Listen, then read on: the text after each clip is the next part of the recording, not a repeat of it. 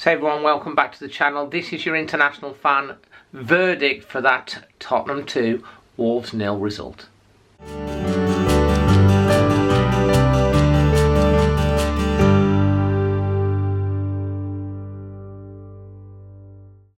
Hello all, this is Matt from Berlin. Wolves have just gone down 2-0 to Tottenham. A pretty dispiriting performance overall, I think. First we'll start with the positives. Always look positive first. Conor Cody was excellent at the back.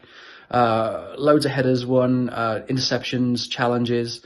I thought he was pretty imperious. I don't like making sweeping generalizations, so I'm not going to say this proves he can play in a back four, but he definitely put a case that he can manage that next season. I think that's really good to see. I don't think Saiss should be near him. I think if Saiss is starting centre half on match day 1 next year, then we've had a terrible summer, to be honest. Second positive was Rui in the back in goal. I made some amazing stops. The one from Kane onto the post was excellent and really kept the score respectable. Yeah, I mean, other than that, there weren't a lot of bright spots, to be honest. I thought Adama was pretty good overall. And I thought Willian Jose was okay when he came on as well, after a bit more muscle up front.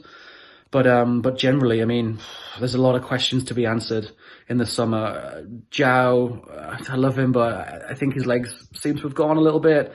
Really got overrun in midfield. You know, he got pickpocketed by Dele Alli when they should have scored off that Rui save. Had no sort of, we had, our general outfield was powder puff. And I think that's my biggest concern out of these last few games is there's no aggression in the park.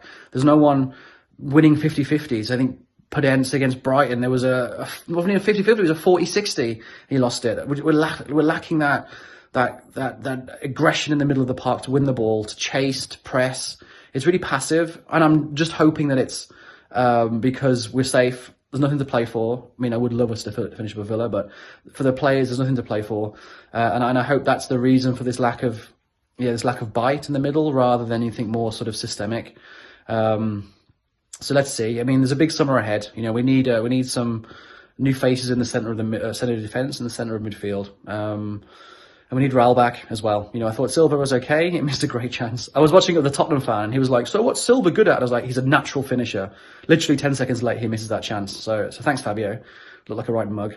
But yeah, Raul, please, coming back. 2 more signings, 2 big signings, and we'll be okay next season, I think. But yeah.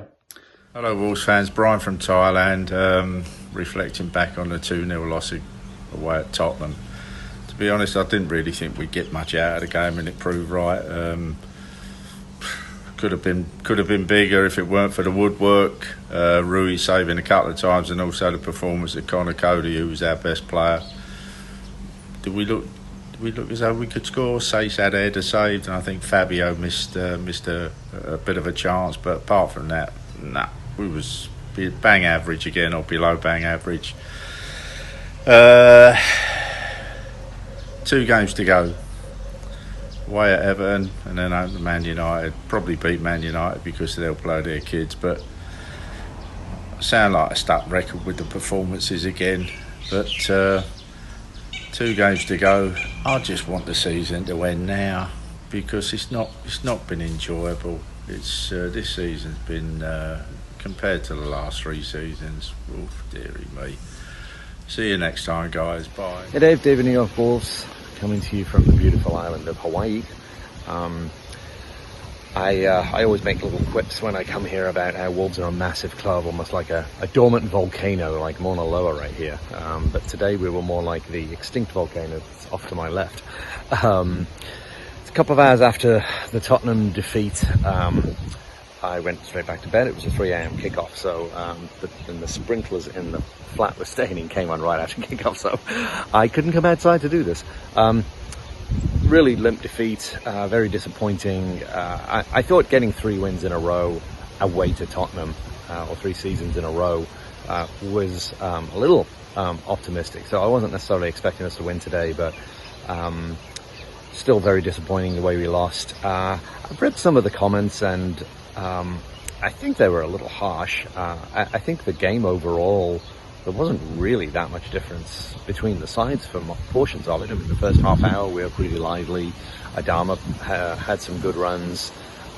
Started the second half, they were all over us, let's be fair. But I think on the balance of the game, there wasn't really a chasm between the teams. I just think we looked pretty lackluster. We had too many players who disappeared for large portions of the game. Other than those runs, I think Traore went missing. I thought Vitinha was pretty weak. Silva didn't really seem to get much of a look in.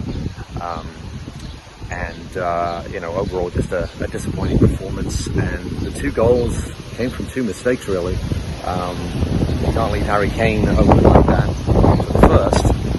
And then Over should have been better, I think, on the second to keep the ball out of play. So, when you think that for large portions of the game it was a bit of a chess match, we had portions we were up, they had portions they were up, and their 2 goals came from mistakes. It's not that disappointing a game.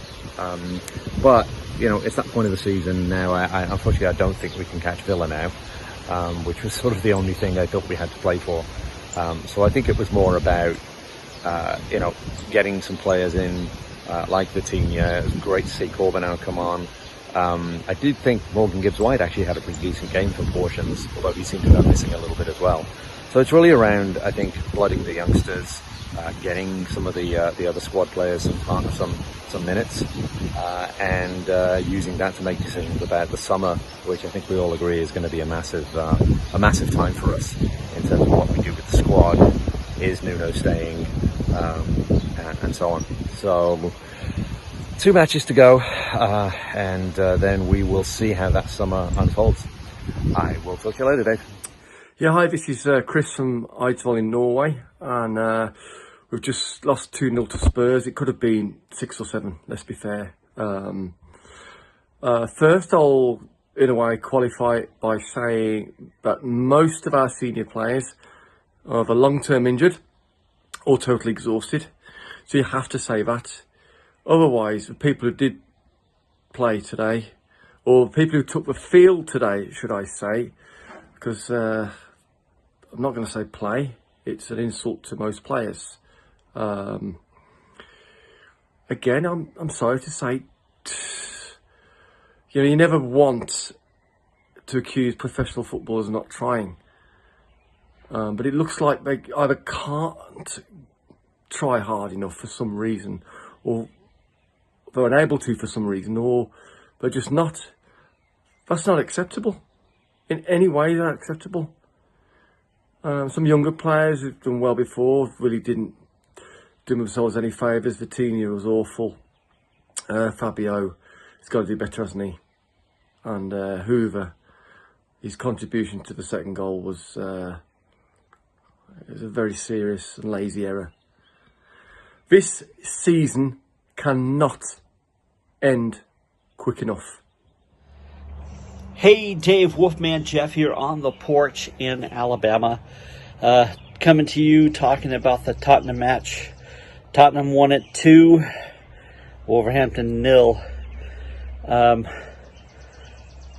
Didn't expect much different, to be honest, even though I know we've done rather well in London, especially against Tottenham in the last couple of years.